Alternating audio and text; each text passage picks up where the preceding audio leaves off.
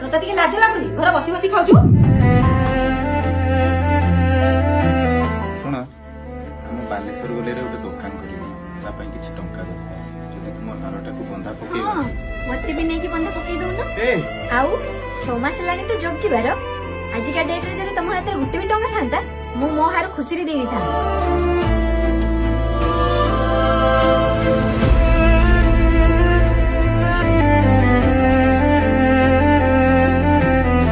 ଆ ବାବା ମୁଁ ତୋ ପାଇଁ ଖାଇବା ବାଢି ଦଉଛି।